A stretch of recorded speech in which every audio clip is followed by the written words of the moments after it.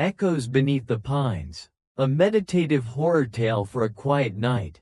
Part 1. The Return. I never planned to return to Larkspur Pines. That narrow road carved through the forest was a path I thought I'd left behind with childhood fears and foggy memories. But when the letter came, sealed with wax and smelling faintly of dried pine needles, I felt something deep inside stir, like a thread tugging loose in my chest. Come home, Elijah. She's waiting. No name, no signature, but I knew exactly who sent it. The Pines. It was almost nightfall when I arrived. The old family cabin stood just as I remembered, shingled roof sloping, smoke curling from the crooked chimney, porch creaking under the weight of memory. The forest had swallowed most of the road. Pine trees leaned in like tall, whispering priests. I parked and stepped out, gravel crunching beneath my boots. The air was cool and damp, laced with the scent of moss and wood smoke. No one greeted me, no lights on inside, but the door was unlocked. Inside, dust hung in the air like old secrets. The furniture was covered with white sheets, the kind that made everything look like ghosts. On the mantel above the fireplace sat a framed photo, my mother, young and laughing, holding my hand in a summer field. She died 20 years ago. At least, that's what I had been told. As night came, I lit a fire and unpacked. The silence was heavy, not peaceful, expectant, the kind of silence that listens. That's when I first heard it. A low hum, barely audible, almost like a voice buried in the wind between the trees. I stepped outside. The pines swayed in the breeze. Moonlight cut through the branches in thin silver ribbons. Then, a whisper. Elijah? I froze. It came from the forest. Elijah, come home. The wind rustled, but the trees were still. I turned back inside and locked the door. Candle Part 2. The footsteps and the bell. The next morning, I woke to find pine needles scattered across the floor inside the cabin. I hadn't brought any in, and I always closed the door. That day I hiked to the old well, deep in the woods behind the house. I hadn't been there since I was a boy. Local stories called it the mouth. People said it echoed, but not your voice, someone else's. I leaned over the edge. Whispers drifted up, but they weren't mine. Elijah, she waits below? My breath caught. I backed away and stepped on something soft. A ragged, child's toy bunny. Matted, dirty, familiar. My sister's. But Miriam had disappeared in these woods when she was 7. They never found her. That night, I didn't sleep. The humming came again, closer this time. I heard footsteps on the porch. Slow, bare. Then, a bell. A soft, metallic ring from somewhere deep in the trees. I remembered the bell. It used to hang in the grove. Mother said it was to call the lost children home. But they took it down when the voices began. Crescent Moon Part 3. The Voice in the Grove. I followed the bell the next day. Through the dense forest, past the old well, down the hollow path lined with pine roots like clutching fingers. The fog grew thick around my legs. The air cold and still. At the center of the grove stood the bell, rusted and hanging crookedly. Beneath it, a pile of pine cones arranged in a spiral. And at the center, a locket. My mother's. I opened it. Inside was a photo of Miriam, her eyes scratched out. And on the back, one must stay, one must return. The pines remember. I turned and saw her. A girl, same age as when she vanished, standing in the fog between the trees. Miriam? She smiled, but not with her eyes. Elijah, she whispered. You came back. My voice cracked. How are you here? The pines never forget, she said, and they never let go. She lifted her hand. Something pale and twisted clung to her wrist, like roots.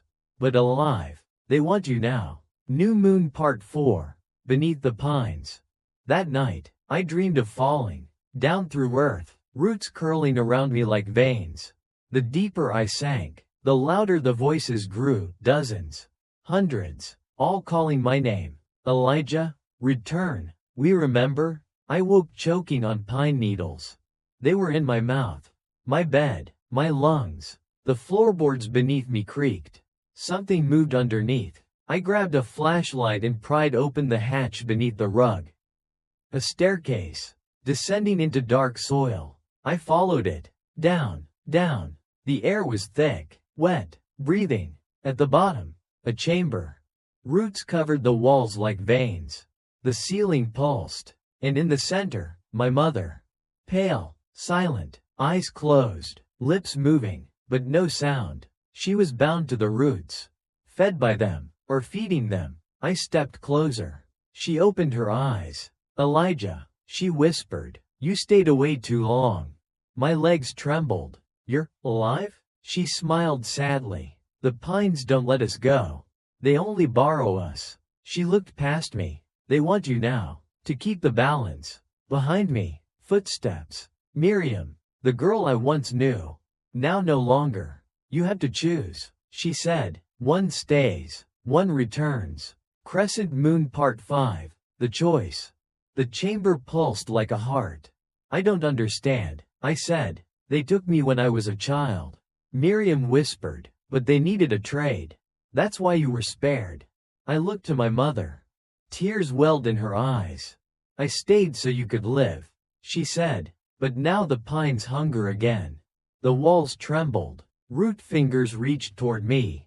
You can go, Miriam said. Forget all this. Live a long, safe life. Or you can stay and let me go. She stepped forward, her hands warm. I want to live, Elijah. I've been in the dark too long. I closed my eyes, and I spoke one word. Stay. The roots wrapped around me. Warm, cold, final. Miriam gasped, then ran. Light broke through the chamber. And I knew, the pines would be satisfied. For now. Candle epilogue. A quiet forest. Years later, hikers in Larkspur Pines say they hear a voice when the wind blows right. A man's voice. Calm, gentle, guiding. And sometimes, if you drop a stone in the well, it hums back your name. Only if it remembers you. Part 6. The Last Visitor. 31 years later, a woman named June Harrington parked her dusty rental car at the edge of Larkspur Pines. She was a field researcher for an obscure podcast about forgotten places and folklore. Not the spooky kind, just quiet towns that had faded off the map. She found them peaceful. Larkspur was her latest stop. She stepped out, stretched her legs, and looked up at the towering pine trees. The air was cool, silent, not a single bird call, not even wind. She liked it. June wandered toward a moss-covered sign near the edge of the trees. It was barely readable now, but the carved words still showed. One must stay, one must return. She tilted her head. Creepy, she said, half smiling, and snapped a picture. Further in, she found the old cabin. No one lived there. The porch was cracked, the windows fogged over with grime. Yet it felt watched. She ignored the feeling and set up her gear, microphone, digital recorder, camera. Then something caught her eye. A stone well behind the house, almost hidden by underbrush. She approached cautiously. Pine needles blanketed the ground around it. The air smelled like forgotten rain and old wood. She leaned over the edge. Darkness stared back. On a whim, she dropped a coin in. It took 4 seconds before she heard it. A hum, low, gentle, and then, a voice. June. She jerked backward. Her name? Impossible. She looked around. No one. She returned that night. She couldn't help herself. Fog rolled in, soft and quiet, curling around her ankles like affectionate cats.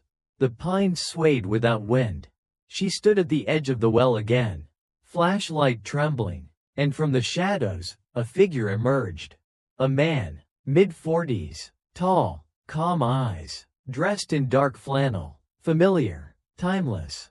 He didn't speak, just looked at her. June's breath caught. Elijah, she whispered, without knowing why. He smiled faintly. And then the wind whispered through the pines. One must stay. She blinked, and he was gone. Crescent Moon Part 7. The Pines Remember. June left Larkspur Pines the next morning. But something had changed. She found herself waking in the night, thinking of voices she couldn't place. She'd dream of roots curling under her feet, of stairways hidden in floorboards, of a bell echoing deep beneath the forest. She published her podcast episode, Echoes Beneath the Pines, a town that listens. It went viral. Listeners claimed strange things after playing it. Whispers in the background no one recorded.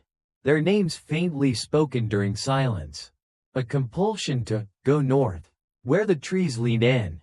One day, June received a package, no return address. Inside, a pinecone, a child's toy bunny, and a folded letter. You almost heard too much. Thank you for listening anyway. The pines remember kindness, but they remember names more. No signature, just a line scrawled at the bottom. If you hear them call you, don't answer. Unless you're ready to stay. Evergreen Tree Final Words. If you ever walk deep into a forest and hear your name echo softly from beneath the earth, don't follow it. And whatever you do, don't answer. Because the pines? The pines are always listening. And they never forget a voice. They bury the mouths in Black Hollow. A dark and meditative horror story for a long night. Part 1. The Map Without a Road.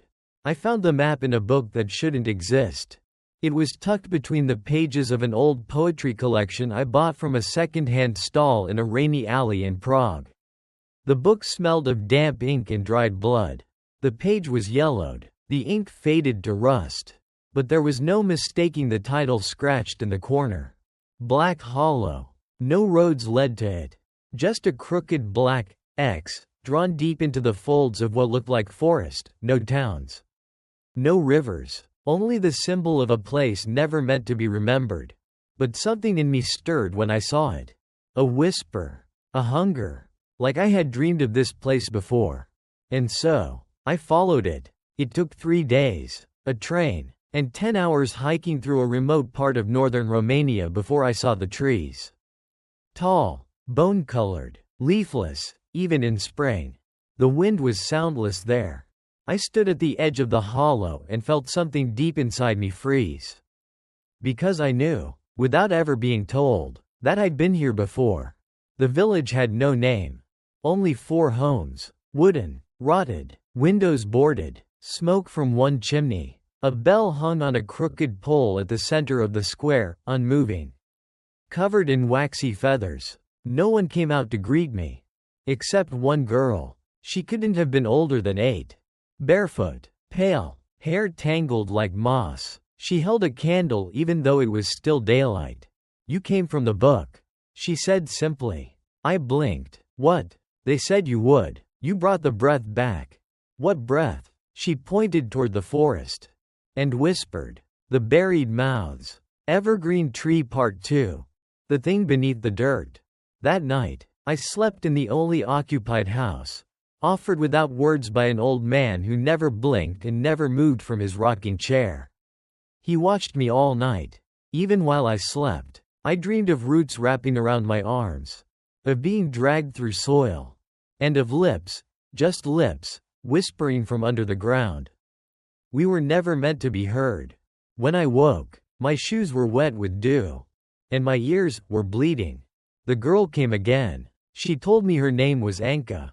She didn't go to school. No one did. There was no school here. No time. The sun didn't rise the same way, it rolled instead. Heavy and slow across the sky like a dying eye. She told me the truth. This place was cursed when they buried the mouths. To keep the silence inside. Anka led me to a clearing. There were mounds, dozens of them. Not graves. Too shallow. Too neat. She pressed her ear to one. And smiled. They're still whispering, she said. Want to hear them? I should have said no. But I didn't. I placed my ear to the soil. And deep below, in thousands of muffled voices, they said my name. Part 3. The candle that never goes out. The next day, Anka gave me a candle. Thin, pale, bound in twine. Don't let it go out, she said. Why? She paused. Because then they'll know you stopped listening.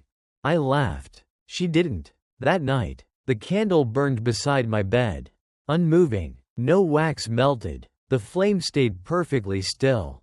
Even when I blew toward it. Then the voices returned. Not in dreams this time. Under the floorboards. He brought the breath. Dig him in. I ran outside. The trees swayed, but there was no wind. At the edge of the clearing, I saw a shape. Half human, half root, crawling on 6 limbs, eyes sewn shut. It dragged something behind it, a sack. The sack moaned. I turned to run, and found Anka standing in front of me. Her eyes were black, not shadowed, just empty. They don't want your voice, she whispered. They want your silence. Evergreen Tree Part 4. When the bell rings. Don't look up. I tried to leave the village. Every trail led back to the clearing. I smashed the compass, burned the map. Same result. The candle still burned. I tried to snuff it. Nothing. It would not go out. I screamed into the woods. No echo. No birds. Just breathless stillness. On the 4th night, the bell rang. Once. Sharp. Hollow. I woke with blood under my fingernails. Dirt on my tongue. The rocking chairman was gone. So was his house. Only the bell remained. Anka stood beside it. The mouths are waking, she said softly. You need to decide. Decide what? To stay above, she said, or join them below. The bell rang again. And from the woods, dozens of candles lit themselves. One by one. Fog Part 5. What was left of me?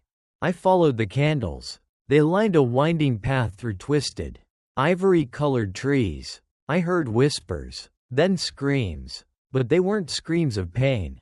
They were trying to remember. Each voice chanted a name.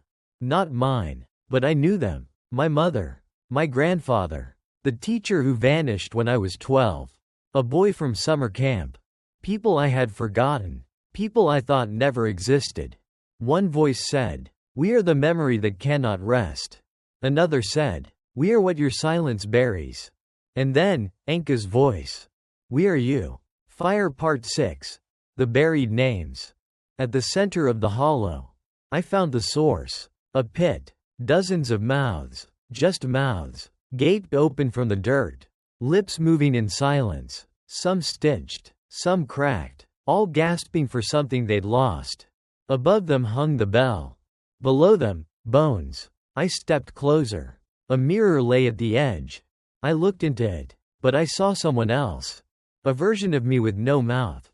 Eyes wide, mute, but screaming. Anka appeared again. Older now. A woman. Or a mask. "You forgot your place," she said. "You forgot what you promised when you first heard them." "I didn't promise anything," I said. "You did when you listened." Headstone Part 7. Mouths of the Forgotten. I woke underground. Roots held me like veins. But I could hear them clearly now. Every forgotten whisper. Every silenced scream. I felt their hunger, not for flesh, but for recognition. They weren't evil. They were buried memories. All the people we'd silenced. The histories scrubbed clean. The mistakes rewritten. The names erased. And I realized, the hollow is not a place. It's a result. A result of what we choose to forget. Candle Part 8. The Returner's Choice. I awoke on the forest floor. Candle in hand. Still burning. Anka knelt beside me. She handed me a black stone. "Swallow this," she said, "if you want to forget." I looked down at the candle. "If I blow it out? You remember everything," she said, "and they'll know you still listen." I thought about the mouths. About the people they used to be. And I made my choice. I blew out the candle. The forest screamed. And then, silence. But not emptiness. Remembrance. Evergreen Tree Epilogue. For those who still hear. I left Black Hollow that night. Or maybe it left me. I live in the city now. No trees. No bells. No candles. But sometimes, when I close my eyes, I hear a voice whispering, "Thank you for not forgetting." And I whisper back, "I still listen." And somewhere beneath the pines, they still breathe. No one sleeps in the house with blue light. A slow-burning horror story about a house that never turns dark. Candle Part 1. The room that glowed. There is a town where no one talks about the Blue House. It's there, you can find it on any map if you search hard enough, but no one in town will point you toward it. Ask a child, and they'll whisper, "We're not supposed to look at it." Ask an old man, and he'll turn away, eyes glazed with memory he'd rather not have. But the house stands, it always has, and at night, it glows. I first saw it during a midnight drive through northern Maine. The road curved hard past a thick forest. And there it was, at the top of a silent hill. Windows bright with a soft, pulsating blue glow. Not electric, not moonlight, something else, something alive. I pulled over. I shouldn't have, but some part of me wanted to be near it. The house wasn't large, 2 stories, shingled roof, porch with broken swing. The door creaked open with no resistance.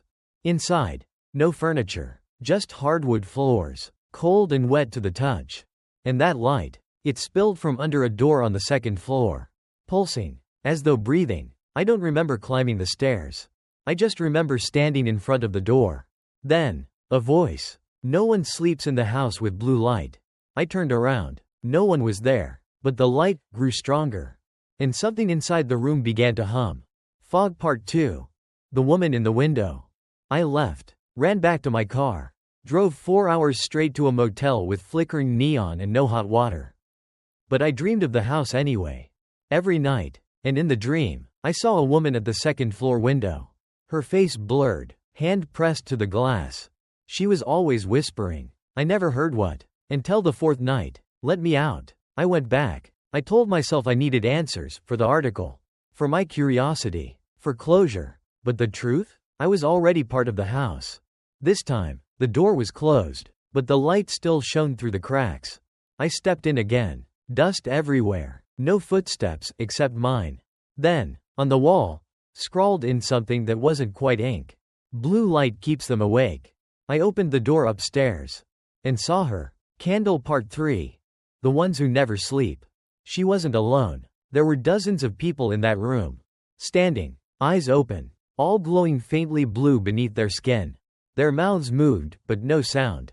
The woman from the window turned to me.